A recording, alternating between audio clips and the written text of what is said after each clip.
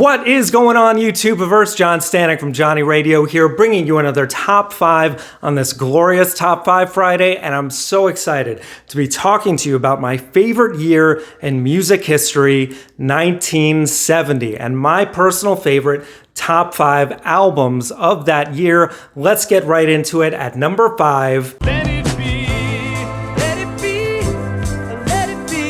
Let It Be by the Beatles. I mean, come on, the Fab Four. If you've watched my channel long enough, you know they're my favorite band of all time, and this is absolutely one of their best records. Of course, this technically was recorded before Abbey Road, but it came out after the fact because the band had already broken up and they were figuring out Phil Spector produced it, and even though it wasn't exactly to the band's liking, come on, you've got Let It Be, you've got Across the Universe, Dig a Pony, I've Got a Feeling, Two of Us, so many classics and gems on one album. It is just fantastic. Even when the Beatles were fighting, they were still creating work way better than most of their competitors at the time. So that is at my number 5. Now at number 4. Oh, baby, baby, it's a wild world. T for the Tillerman by Cat Stevens.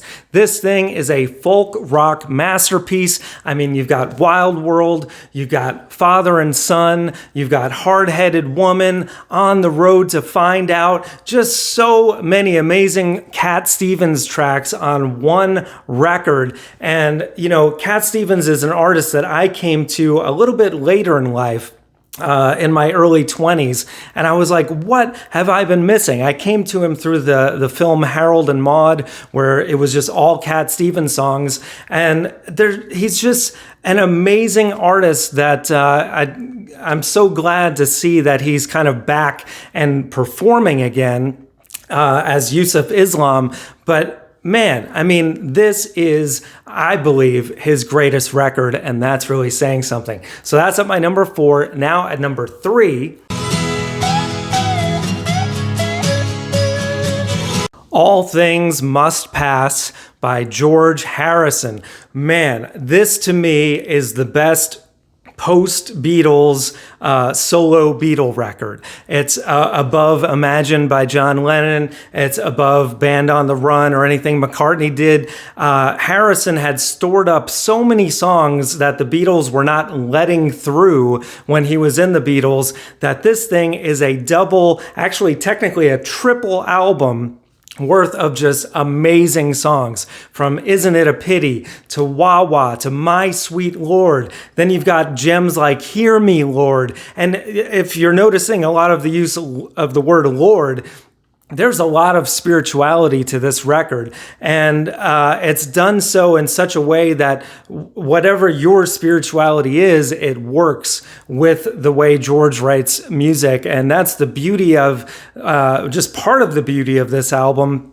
Plus, it's just got such a huge sound. Eric Clapton, Ringo, all his friends played on this album, and it's amazing. And especially if you watch the concert for George a year after he passed, to see most of these songs being performed by all his close friends, it just gets you right here and brings you right back into this majestic album. So that's at my number 3. Now at number 2. Tumbleweed Connection by Elton John. It's so good. It's on my wall of perfect albums right here. 10 out of 10, masterpiece. There is not a weak link on this entire record, and it's one of those albums that really has to be listened to as a whole because the way the songs weave in and out of each other, My Father's Gun, Ballad of a Well-Known Gun, Son of Your Father, just all these songs with similar themes where Elton and Bernie Taupin were kind of taking cues from the band in the late 60s and writing music that it feels like it's from the Old South and the Civil War era kind of music, but the way that they do it, they just pull it off and really make that kind of music way cooler than anything even the band ever did, in my opinion. I mean, this album from start to finish is just masterful, and you've got to have it on your top 5. So that's at my number 2. Now at number 1, Band of Gypsys, Jimi Hendrix.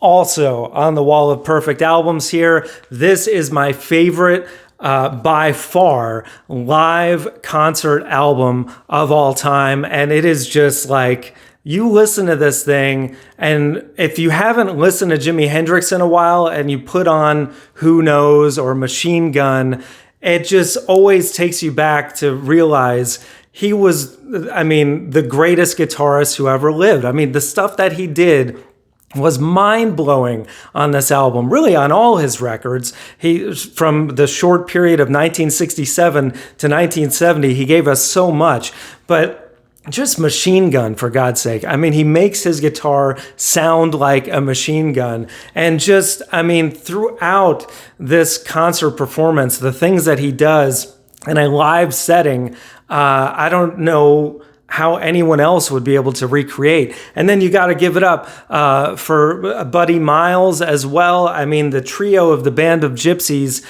the way that they played together was just effortless, just seamless, the way that they would just go from a crazy amped up solo back into a verse, like, you know, it was just perfection. Can't say enough about it. I mean, I've reviewed this album on the channel already, so you can see me go on and on about it there.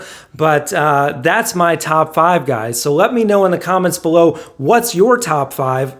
Would love to see it. If you're so bold, leave me a top 10, because there were so many amazing albums from that year. As I said, it's my favorite year in all of music history. So, again, let me know what you think in the comments below. We got top 5s every Friday, album reviews, so much more.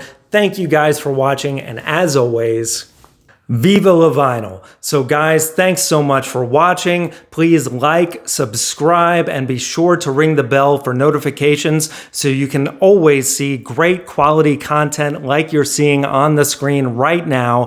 Thank you so much for supporting Johnny Radio, and I'll see you soon.